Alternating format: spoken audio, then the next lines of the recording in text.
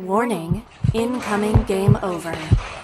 Warning, incoming game over. Well, whatever that was, the Calgary Flames come out with a win. They convert their touchdown. Your final score 7-4. And, you know, one of the uglier games these Calgary Flames have played. I don't think there's going to be much argument about that one from myself or anyone who watched whatever the hell that was. But the Flames managed to come away with their 44th in a row when they score 4 or more.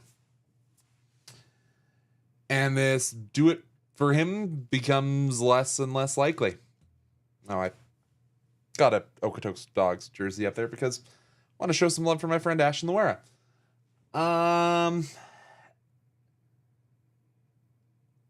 I don't know what I want to classify that game as. Because it was a game, I think, dominated by way too many penalty calls due to sloppy play. And two vastly inconsistent teams.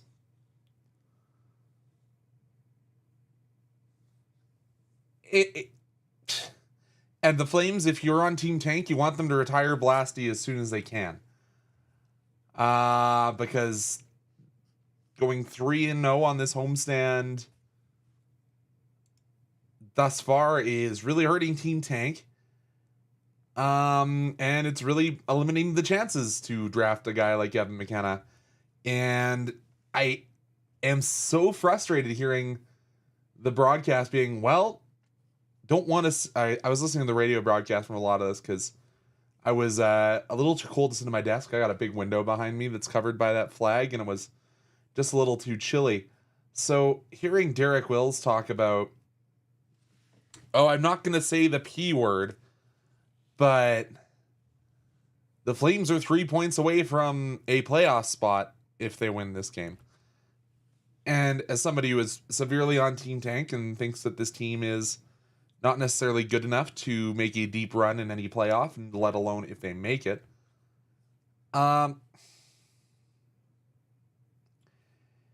It really made me sick watching this game. But, you know, I don't get to make those decisions. None of us in this room get to make those decisions. But hey, we can celebrate in the Flames win. And we can enjoy the ride wherever it leads. And enjoy the fact that the Flames sweep the season series against Buffalo by a combined score of 13-6. But let's get into the recap for today's game because it's going to go on for a while. Starts with kind of an ugly goal from Igor Sharangovich. Just kind of does a little bit of a flyby. Bounces off his arm, and you know, good things come to those who are working for it. And I have to say, Igor Sharangovich is a guy that has spent vast swaths of this season eating popcorn and watching from the rafters. Has been one of the better Flames in the last 3 games of this homestand, and gets rewarded again. And good to see Mackenzie Weegar get on the score sheet as well. Not going to say it was the prettiest goal you'll see from the number 2 Belarusian in goal scoring of all time. But you take it. His 5th of the season, Weegar's 5th assist of the season. And Nazem Kadri, who had a heck of a game today, gets his 19th assist of the year. And I think at this time, the Flames had about 3 shots on goal. Because neither of these teams had a shot until the 5-minute after the 5-minute mark.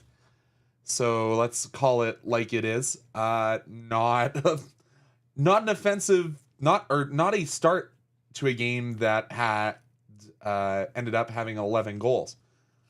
But hey, it is what it is. And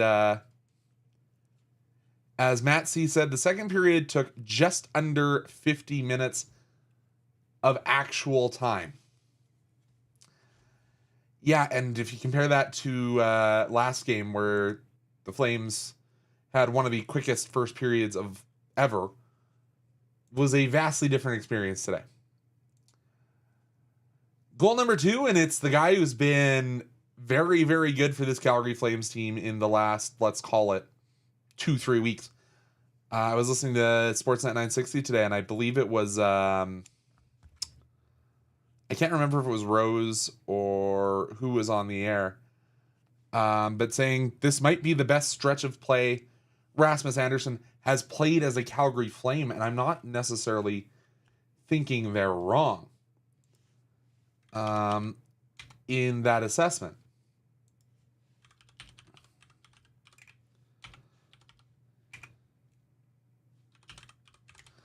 Because Rasmus has, let's be real and honest with ourselves, has been very good. And whether that's to increase his trade value or whether the recent rumors of him wanting to stay in Calgary, who knows?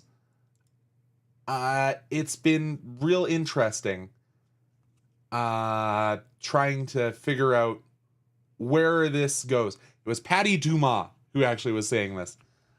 So who knows where that ends up? I don't have a crystal ball. If I did, it would be broken by me throwing it at the wall watching this Calgary Flames team. But if Rasmus Andersson continues, it was Logan Gordon today hosting with Pat. You know, I have a hard time telling voices between Logo and Patty. So apologize to good friend of mine, Patrick Dumas. He sits like 10 seats away from me at Cavalry FC games. But yeah, assists to Coronado and Kadri. So yeah, pretty good goal, and the power play continues to improve. I know we were talking really badly about the special teams to start the season, and they've been much better. Obviously, the Flames went 19 for 19 on the penalty kill leading into today's game. That streak did end in this one. We'll talk about that in a couple seconds. But power play looked good.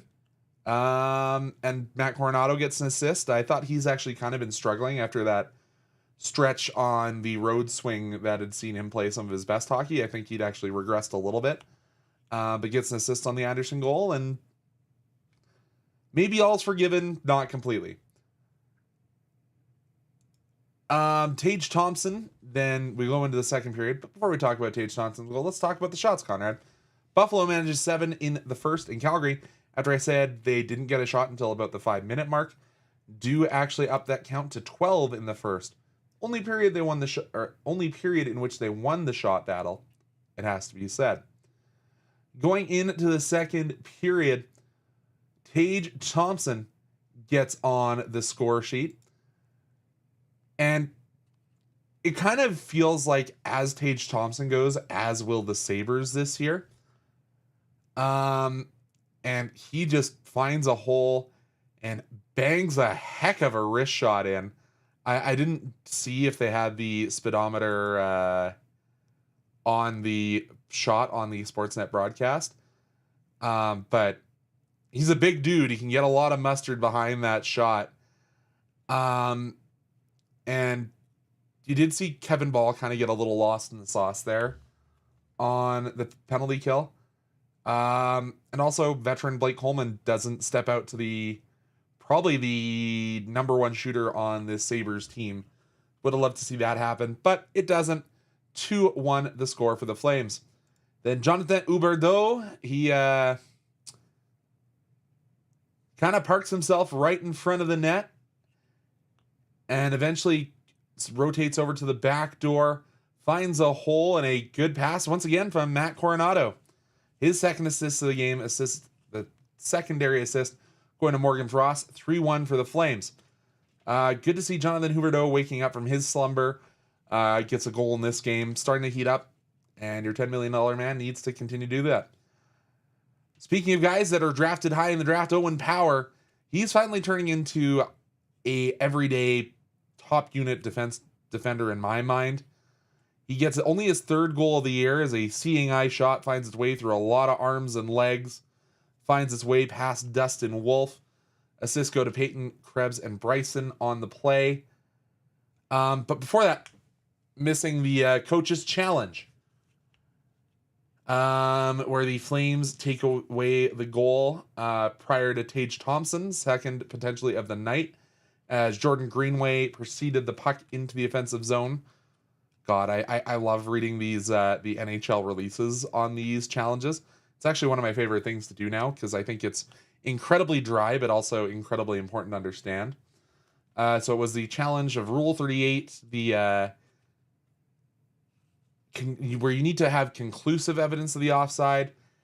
Greenway, I think, was probably closer to conclusive than not when I was looking at it. And Jamie Pringle back again. Huzzah. Good on the Flames for challenging. Because, it isn't an inconsequential play these days. Having a goal like that go back on the board. And if you lose the challenge, also going on to the penalty kill. And there were more than enough arms in the air today from play on the ice. Didn't need to add to that. And then a goal that you aren't going to see Rasmus Andersson's name show up on the score sheet, but a goal that is initiated by a very good pinch from a very, very in-tune Andersson. He keeps the puck in the zone instead of allowing it to get past him. Plays the puck across over to Sharangovich. Sharangovich finds Farabee and a beautiful pass to an on-rushing Nazem Kadri. He gets by his man. We go to 4-2. But we are not even close to done with the scoring summary from the second period. No, Rasmus Dahlin, another guy who needs to continue to improve, was obviously highly drafted. And he just also very smartly goes to the front of the net, isn't afraid to go to the hard work areas, gets by Yan Kuznetsov, puts the puck in, assists to Josh Nolan, a guy I talked about last game, and Josh Norris. I'm still shocked that Utah gave up on the Josh Doan experiment. Obviously has the bloodlines. He gets his 12th assist of the year.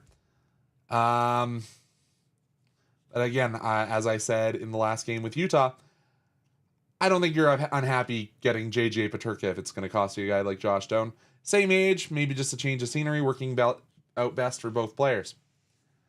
Yeah, Kuznetsov then immediately goes and makes amends for his play on the 4-on-4. Good work down low by Blake Coleman, forces a turnover. Just a bit of a jam play, and the young defenseman is the last one to poke that one through. Ukko-Pekka Luukkonen. And gets his second goal of his NHL career, assist to Blake Coleman. Good job by Blake Coleman not giving up on the play and just follows the bouncing puck. And good job from the young defender to get involved. And as KQ just said in the chat, loving Yan Kuznetsov.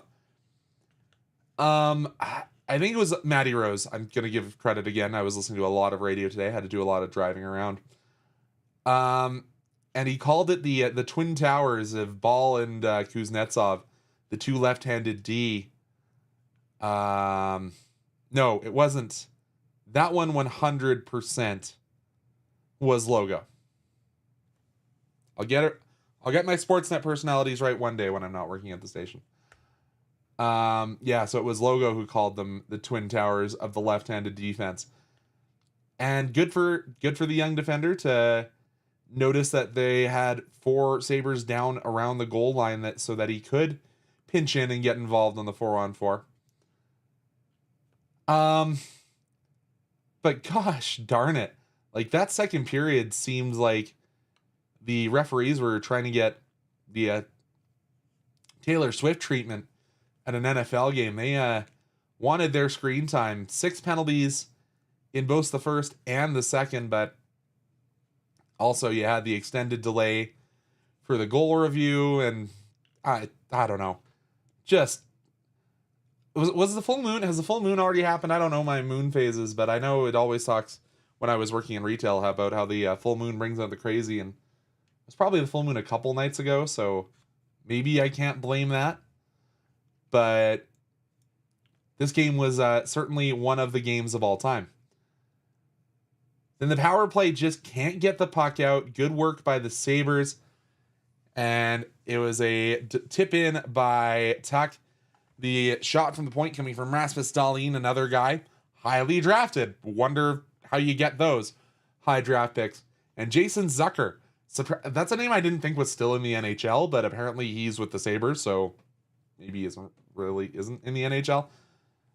But that once again brings it back to a 1-goal game. Flames only up 5-4. But the Flames do manage to hunker down for the remaining 2 minutes. They get a couple of empty netters. First coming from Michael Backlund, and the guy who started it is the guy that ended it. Igor Sharangovich gets the empty net goal. And your Calgary Flames, I don't think anyone drew it up the way this game happened, but they win by a combined score of 7-4. Again, 5 more penalties in the third. Like that offsetting roughing and then +1 for Dustin Wolf in the third period. At the end, that was a little weird. Probably shouldn't have happened. Probably shouldn't have led to the power play goal. I don't know how you don't just even that up. Good on Dustin Wolf. It really is kind of an interesting factoid. Like, I don't think I've ever seen Dustin Wolf get that animated. And they were talking about it on the radio as I was had the radio feed on and watching on my computer at that point. Like, yeah, I don't know the last time, if ever, I've seen Dustin Wolf look like he's going to drop his blocker and glove and go and actually fight somebody. Usually a pretty calm, cool, and collected, even-keeled guy. Not quite Devin Cooley saying nothing matters, we're all going to die. But still, that kind of California cool that we've expected out of both sides of the goaltending tandem. Well, I guess Wolf's kind of California cool, and Devin Cooley's the surfer. You see him smiling and joking with the referees. But I digress. And it does have to be said, the Flames did not score a goal against Alex Lyon, who came in relief in the third period. So, I don't know, maybe they should have started Alex Lyon, despite the fact he got lit up in his last outing. 5 goals against Ukko-Pekka Luukkonen and 4 goals against Dustin Wolf. And, they don't ask how, they ask how many when they ask about wins at the end of the season. I was hoping that how many would be very few, and we'd be asking how many draft picks we had acquired. But it seems that this Calgary Flames core does not want that. They want to believe in the view that Don Maloney had for this squad, and we just needed to give them time after the Flames had arguably the hardest strength of schedule to start the year. Who knows? Maybe it's somewhere in between. But that's where the Calgary Flames were. As I said, Flames only won the shots on goal margin in the first. They lost it in the second 15-10, and then lost 7-6 in the third period overall. That means the Sabres had 29, the Flames had 28, unless that gets changed later. The Flames win in the face-off draw.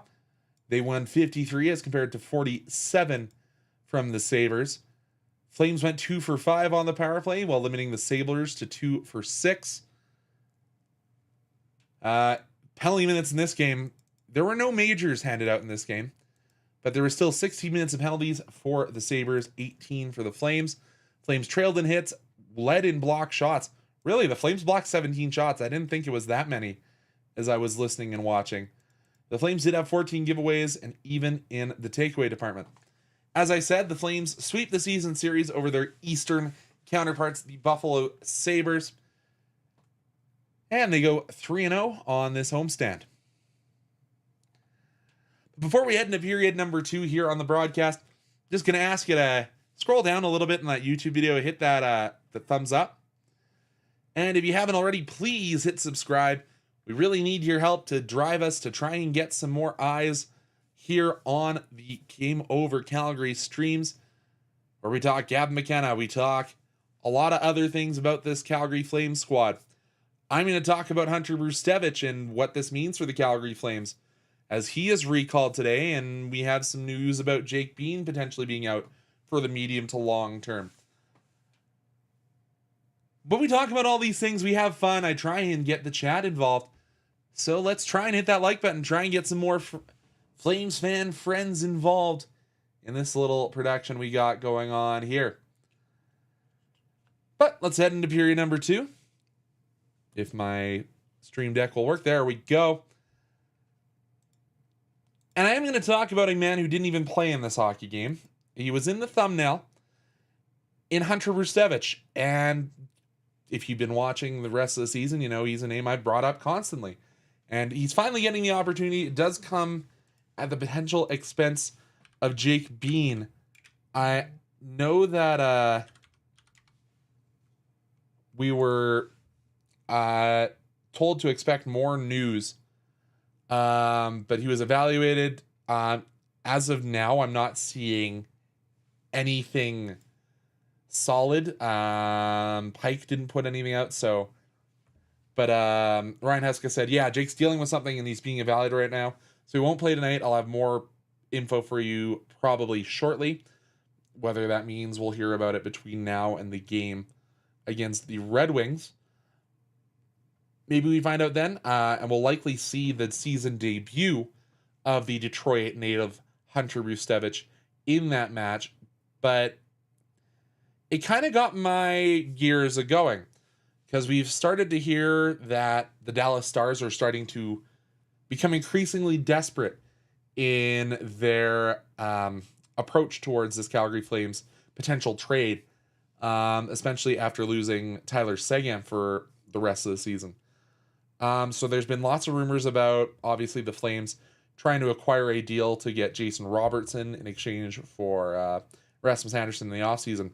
Now, this injury, I don't think Robertson is on the market. I don't think that is a trade piece the Calgary Flames can look to get. But a lot of people have been looking at this deal potentially, and there's been lots of smoke and fire indicating it's more than just Rasmus Andersson, and that Dallas would also be looking at potentially adding Nazem Kadri, or the more likely is bringing the Texas Tiger Blake Coleman back down south of the border. I've seen lots of proposals, lots of different things, including only one first rounder, because that's all Dallas currently possesses as their own first. But picking up essentially half of the top prospects from the Dallas system. And you have to think, is this call-up of Hunter Brzustewicz going to allow for the Flames to kind of say, okay, let's evaluate Hunter Brzustewicz in a short little gap here in the NHL where you can kind of shelter his minutes over on that third line, whether it's playing with, it wouldn't be Jake Bean, it would probably be him replacing Braden Pahal and playing on the right side of Joel Hanley for the foreseeable future. But we'll have to see. Because it is really, who knows with Hunter Brzustewicz. He's been playing really well in the A. But we don't have the full picture of what he is as an NHL player. Was listening to the interview with Huska again on Sportsnet. And hearing Ryan Huska talk about how what he expected from Brzustewicz if he gets this recall, and what he expects during it is he wants to see Hunter Brzustewicz be a more consistent player with and without the puck. He really felt that in the preseason, when Hunter had the puck, it was great. His pace of play was phenomenal. We all know that he is likely one of the guys who does have more of that offensive upside. And maybe when he doesn't have the puck, isn't as happy and isn't as motivated. But it was really Huska saying that was something he wanted to see from Brzustewicz when he was in with the Wranglers this year. And we have to remember, this is only a second-year pro. for Hunter Brzustewicz after coming out of the OHL. So maybe we do expect that little bit of a bump, and we'll have to see what he gets in. Is you have to assume around 15 to 16 minutes a night here if he does get in against the Red Wings, or if he gets in the next string of Flames games before the Christmas break. We'll have to see with young Hunter Brzustewicz, and because you have to assume after the Christmas break, you'll probably see Zane Parekh get recalled to the Calgary Flames. I don't foresee him going back to the OHL. I don't think this is a situation like they had in Seattle where this player, even if he's traded to a top-tier OHL team, but I think Zane Parekh will be back with the Calgary Flames organization, which likely will mean Hunter Brzustewicz will go back down to the minors. But I don't think it's going to be an extended stay, especially if he plays well against the Red Wings, which is a battle of my household. Denim Man obviously is hoping that the Red Wings come away with that one. I'm on the other side of the equation there. So yeah, it'll be interesting to see what Hunter Brzustewicz does. And you have to figure that this is probably an extended trial for if Rasmus Andersson does get moved, as I think a lot of Flames Nation hope he does, and doesn't get that 8-year contract and remain a Calgary Flame. Give him the 8-year contract and trade him to Dallas or Anaheim. I don't know. And I'm just looking at kind of some of the guys that are kind of rumored to be at the top of the system for Dallas. There's a lot of right wing depth. And hey, we've had pretty good experience with right wingers that were drafted by the Dallas Stars, if you don't know. Some guy named Jerome McGinley. Yeah. So if we can maybe I know he's not exactly the same, but hey, if Cameron Schmidt is the guy that we want to look at, or a guy like Brandon Gorzinski, who is obviously a Calgary Hitman, but he plays on the left side. We'll see. Because, as I said, yeah, broke that crystal ball that I apparently had during the Four Nations face-off and playoffs last year. A guy that I really would love to see the Flames target if they are looking down this depth chart from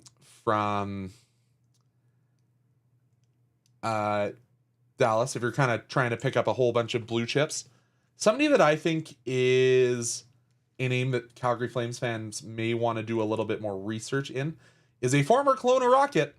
Hey, I said it's that connection. He's a little bit older than I would like for him to be truly considered a prospect. But if you need kind of a throw-in, guy I really like is a guy by the name of Cole Lind. He's playing with the Texas Stars. His last 5 games, 3 points. In the last 10, he has 6. You know, that whole former Kelowna Rocket, drafted by the Dallas Stars. Actually, was he drafted by the Stars? Yes, drafted by the Canucks. Darn it. My whole thought process breaks down. Never mind, we don't want Cole Lind. But anyways, let's into period number 3. Where, hey, you know what? As much as I am on Team Tank through and through, my color bleeds camouflage for this Calgary Flames team in regard to our tank. This was a game that I don't think a lot of Flames fans would have believed is in the style of a Flames win. This wasn't Dustin Wolf stopping every puck that moves, even though he did play well today. And it wasn't the Flames winning by austerity measures, I guess, is the way I'm going to phrase it. But it wasn't a grinded out win where the Flames win by a single goal, backstop to victory by their franchise goaltender. This game was not according to plan. I think you can say that for the amount of goals scored. I can say that for the amount of penalties taken. Yeah, I'm sure Ryan Huska is not happy with that number, despite the fact that I think maybe a couple of them, based on officiating crews, wouldn't have been penalties. I didn't bring up scouting the refs. I'll leave them alone for today. But it has to be taken as a positive, regardless of how you feel about the future, that this Flames team is finding ways to win. I don't think we're back to the days of the Hoodler, Monahan, Goudreau find a way Flames. But the fact of the matter is, this team is finding ways to put points on the board. And that hurts my little team tank heart. But, you can't always depend on Dustin Wolf or Devin Cooley. I was going to say Logan Cooley again. No, Logan Cooley is out for the long term after a leg injury. Devin Cooley, you can't depend on those guys to continue to pitch sub 1 goals against average forever and ever. Amen. Especially if my heart is to be believed and Cooley finds a new home. In exchange for more draft picks than he probably should be for a guy that's on an expiring contract. But it's good to see the Flames starting to have that belief in themselves.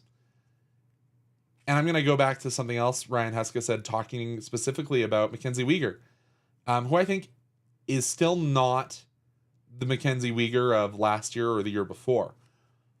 But he's starting to pick up his play a lot, I think.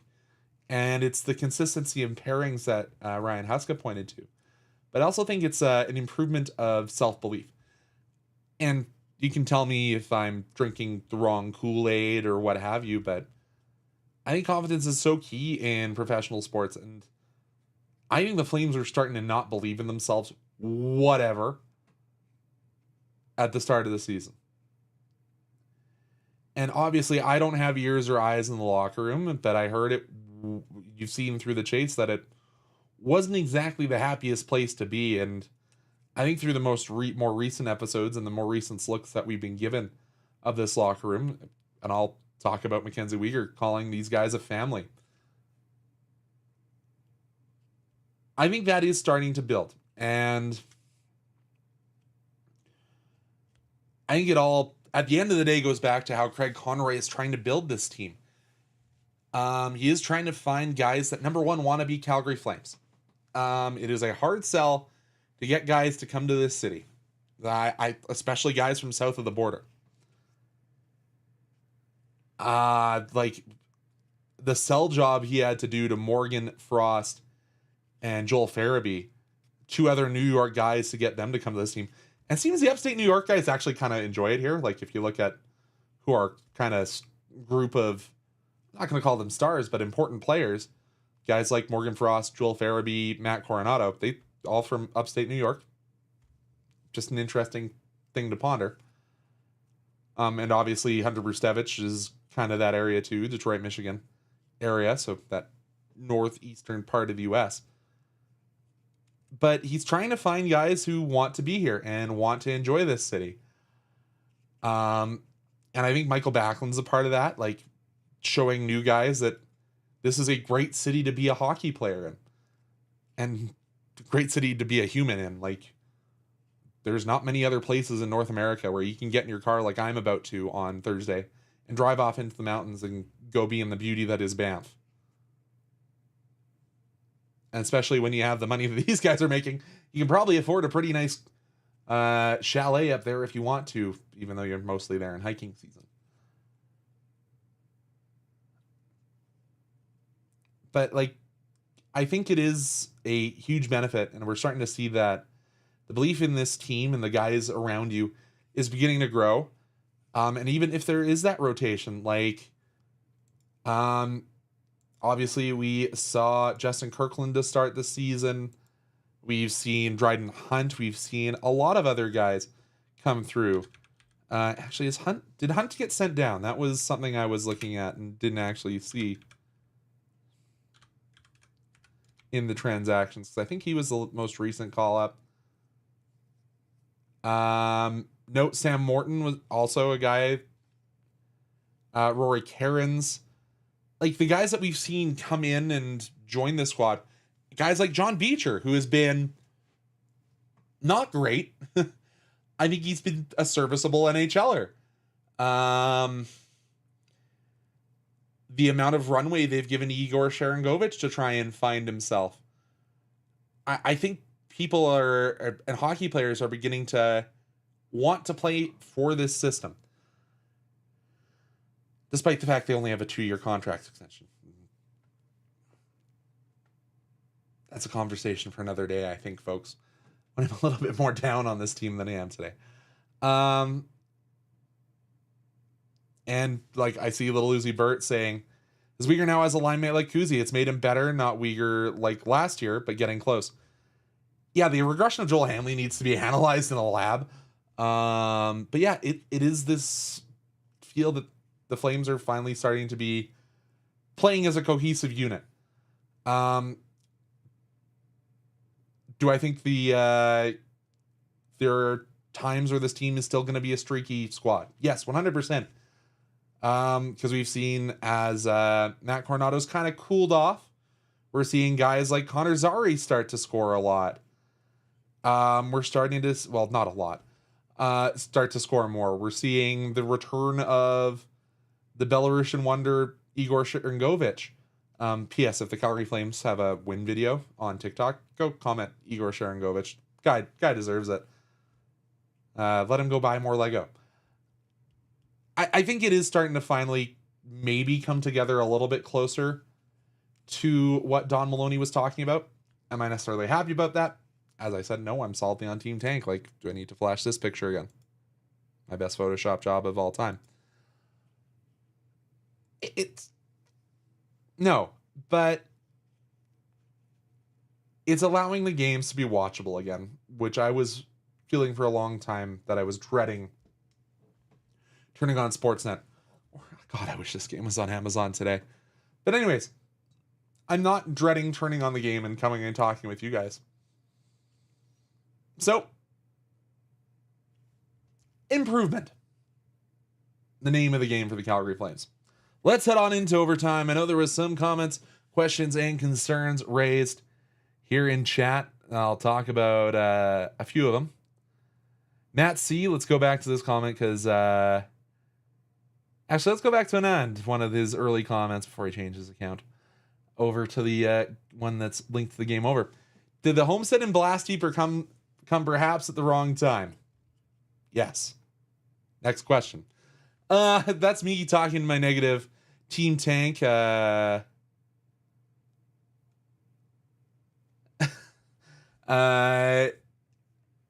me wanting Gavin McKenna or any number of the prospects. We've had that whole conversation, whatever you believe the Calgary Flames should be selecting in that first overall selection. However, I am still worried about home swings like this one, leading the Flames to losing percentage points in lottery balls, and for us to be drafting around that 7 point. Because this draft, there is a top 5, and then a lot of So I want to be in that top 5. I don't want to be in that mushy middle. In most years, terrible place to be. Even worse potentially in this draft.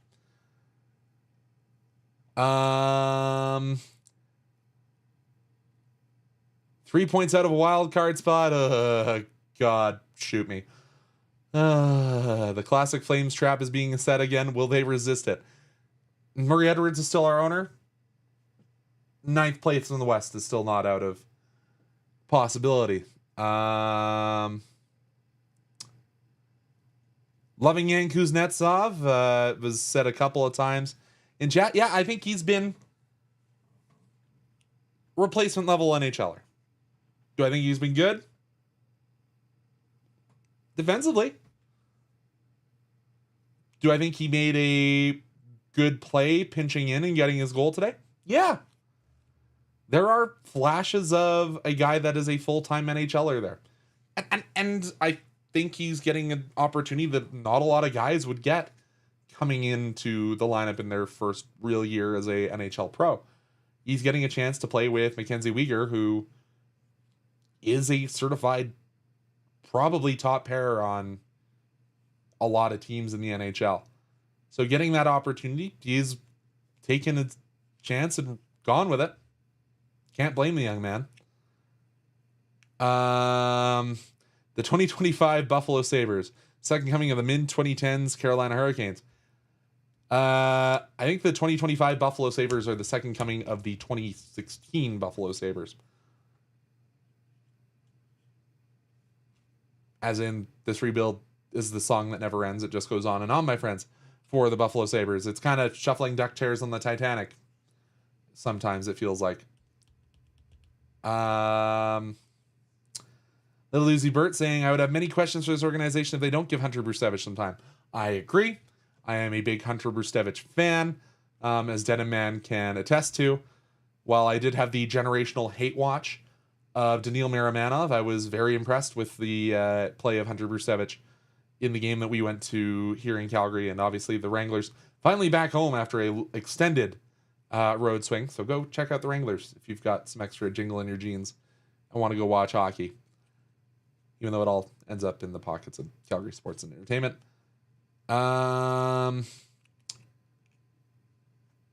I don't think you heard, the Bean injury is likely medium to long term, from what I've heard from various sources.